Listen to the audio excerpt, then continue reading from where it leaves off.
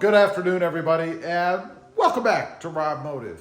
Today I was nosing around underneath the hood of my Toyota Tacoma, and I was thinking, what are the keys to having an attractive Toyota Tacoma engine bay?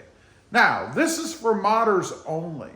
Now, there's a few reasons for that. If you're a modder, chances are you're going to put stuff under the engine bay, maybe some power management, maybe some cold air intakes, things like that, things to just dress it up a little bit. So we're going to run through that real quick. And the first key is to have some cleaning solution and a rag.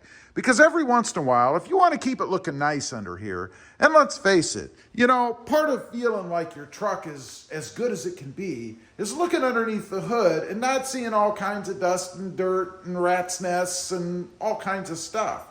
Every once in a while, you just grab a rag and a little bit of what I use is a water soap concoction. It's just about 6, 7, 8 drops of dish detergent in a 32-ounce spray bottle, and I spray the rag. I don't spray all over the place in here because we have electrics and things. I don't want to do anything too crazy. So I spray the rag and then I just start wiping things down. I've got a spot up there that I need to touch maybe. But anyway, it just keeps things looking real nice under here. That's the easiest thing to do, because beyond that, you've got to actually do a little bit of work if you've done some work, if you are a modder. Now, notice I've got the cold air intake over there. Obviously, when you put one of these in, you want to put it in the right way. You don't want to have wires all over the place. When you disconnect the OEM stuff, sometimes it has tabs and things on it. Just remove those. If you're not plugging it into something, there's no reason to have one of those old plastic tags on there or tabs. Tags are another thing. I may still have a few left under here, but you really don't need any tags sticking up on stuff. Also, make sure you get one that looks good under there, one that looks professional, one that looks like it should be under the hood. Kind of like the S&B. The S&B fits under there good. The only ding I have about it, and you can probably see it in this reflection, is the plastic top, that fiberglass or plexiglass, I should say, top. It gets scratched. It's a deterrent from making the Tacoma Bay look attractive. But it still looks pretty good in there because the one useful purpose of it is I can see the filter. When the filter starts to get dirty, I know when it's time to change it. And that's one of the other things I like, is a nice clean filter in there. Not only is it aesthetically pleasing, it's good for your engine. It's hard to breathe when you're trying to suck air in through a bunch of dirt and grit. Next up, a very simple mod. Something to do with the engine cover. You can spruce that thing up a little bit. Mine is painted. I did spray it. I taped off all the letters and stuff, and then I sprayed it. It's not perfect, but unless you get right on top of it, it just catches the eye when you open the hood. It's attractive. It looks good. I like it. Now, don't take my word for it. I've had a lot of compliments on the channel about it. So I know it's not just me. Of course, you can do many different things with it. When I first started doing these, I actually painted the letters themselves. I used a paint pen for that. This time around, I taped those up and I just sprayed everything else. Didn't take much. As you can see, all I really used was just red. That's it. Oh, by the way, found a actual Hot Wheels type little car out there, or little truck, I should say. It's not exactly like what I have, of course. A lot of mods done to this thing, but it looks pretty good sitting in here. And no, I don't leave it sitting here all the time, although that would be a kind of cool little mod to have glued in there somehow. Anyway, I digress. Definitely a neat idea to personalize the engine cover a little bit, just to keep it interesting and looking good. Next up, the wiring. Now, you don't have to have a Switch Pro. I have a Switch Pro in here, did a video recently talking about how that thing is doing, but you don't have to have one of those. If you're gonna have all kinds of lights and electrical things that you have to run wires through, make sure that you tuck them somewhere neatly. And conveniently, Toyota added this nice open space in here. I mean, look at that. You can put all kinds of wires and things down there. And bundled and zip tied properly, it doesn't have to look bad to have a bunch of wires under your hood.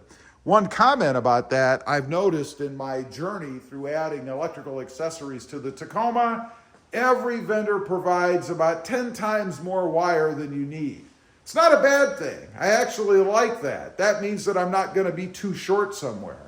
But you have to trim that wire down. Don't be afraid to use shorter wire. You don't have to use the full length of everything that's sent.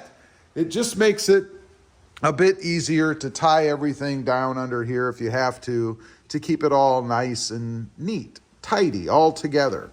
Another thing is the area up here. If you've done front lighting, you've got all kinds of room. One thing that Toyota does is give us all kinds of room behind the grille. This is a great place to tuck wires and things as well. I have some wiring down in there. Of course, I've got the lights across the front. I've got the LED light bar down there.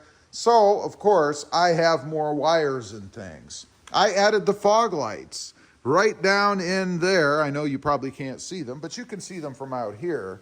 One thing that they do, again, is give you plenty of length in the wiring. Now, you could just leave it thrown in down there somewhere, but if you look in mine, you can't see any of the extra wire for that. It's because I have it tied up. It's not shortened. I didn't want to cut the harnesses that come with it because they're nice, neatly done, packaged harnesses, but they're all strung up down there so that you don't see all the wire hanging around. Another thing that I really like. Of course, the hood struts. You know, I only have one on the truck right now. We're going to remedy that. I'm not happy with something that's going on. I did a video about that recently too.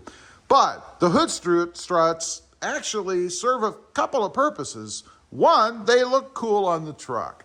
I mean, it's kind of neat to pop the hood open and have it assisted by those struts. Not everybody has them, and I have found that it's a conversation point. Where'd you get those? I like that. I don't have to screw with this stupid thing anymore, that rod.